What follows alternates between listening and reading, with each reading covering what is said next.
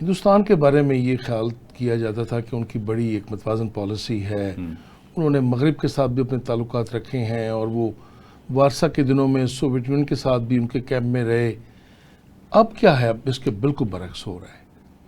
یہ 10 مئی کا واقعہ تو اپنی جگہ اہمیت کا حامل ہے، جو معرکہ حق ہوا اور پاکستان ایک زیادہ طاقتور، زیادہ باوقار ملک بن کے سامنے آیا، لیکن فارن پالیسی کے حوالے سے تو آپ کی جو سمت کا تعین ہے یہ بڑے عرصے سے ہونا شروع ہو گیا تھا۔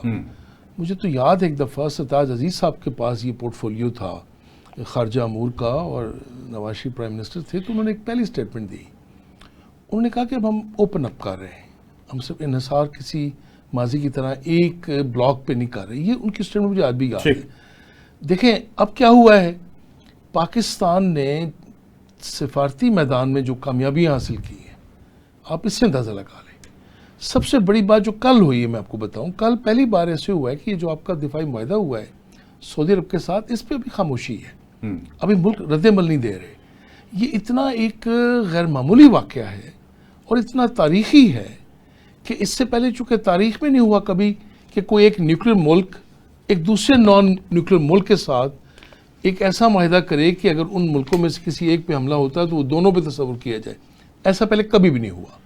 نیٹو میں جو ممالک، پھر وقت سر دیکھیں کہ جو مسلم ممالک کی کانفرنس امریکہ میں ہو رہی تھی، یہ اس سے عین پہلے، اس سے بہت پہلے کل دیکھیں جی ایران کے جو پرائم منسٹر ہیں مسعود پزشکیان، انہوں نے ایک تقریر میں جو جملے بولے ہیں، انہوں نے یعنی یہ پہلے رہنما ہیں عالمی جنہوں نے نہ صرف اس معاہدے کے بارے میں نہایت اطمینان کا اظہار کیا، بلکہ وہ الفاظ استعمال کیے کہ یہ ابھی آغاز ہے، یہ بڑی اہم بات، اور یہ اس کا مطلب یہ ہے کہ یہ آگے جا کے ایکسپینڈ کرے گا۔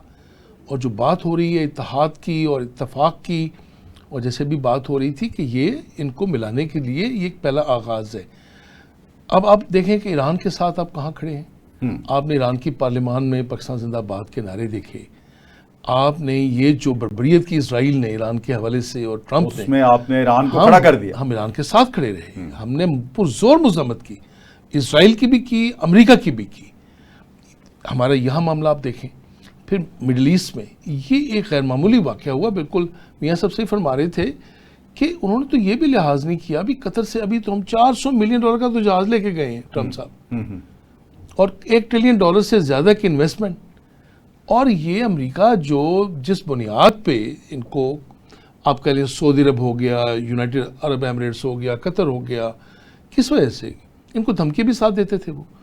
آپ بھول گئے جب ٹرمپ نے یہ کہا تھا کہ یہ جو رجیم ہے اور رائل فیملی سعودیہ کی تو دو ہفتوں میں محتاج ہیں ہمارے، ورنہ یہ قائم نہیں رہ سکتے۔ یہ تو آن ریکارڈ بات ہے، ابھی بھی کہا۔ ہم نے تو اس سے سخت بات کی تھی، میں وہ دہرانے نہیں چاہتا، اس سے تو حملے کی بھی بات کی تھی کہ مجھے اگر مقدس شہروں پہ آپ دیکھیں کہ اب جو دفاع ہے، یعنی آپ نے امریکہ، اسرائیل، پوری ویسٹ، پوری دنیا کو اب ایک پیغام دیا ہے کہ آپ اب سعودی عرب کے ساتھ کھڑے ہیں۔ بالکل ٹھیک۔ اچھا، یہ غیر معمولی بات ہے۔ آپ امریکہ، اب جیسے آپ نے کہا تجارت کی بات کر رہے ہیں، ٹرمپ آپ کی تعریفیں کر رہے ہیں۔ تاریخ میں پہلی بار ہوا کہ آپ کے فیلڈ مارشل جو ہیں وہ وائٹ ہاؤس میں ان کو بلایا گیا اور جو عزت و احترام دیا گیا اور جو القابات ان کو دیے گئے۔ اب آپ کے پرائم منسٹر وہاں موجود ہیں۔ صحیح۔ آپ پرائم منسٹر کی باڈی لینگویج دیکھیں، وہ جب مسلم ممالک کے سربراہان کے ساتھ بیٹھے ہوئے، کل میں وہ دیکھ رہا تھا پکچر میں کہ اردن کی شاہ ان کے ساتھ بیٹھے ہوئے، ارد گرد بٹھایا ہوا ہے، بالکل، اور بڑی جس انداز سے۔ اور پھر جو ترکی کے صدر نے بات کی، ایردوان نے ابھی اپنی اسپیچ میں، اور جس انداز سے کشمیر کا ذکر کیا، پاکستان کی جو فارن پالیسی ہے 80 سال کی تاریخ میں یہ سب سے بہترین مقام پہ کھڑی ہے۔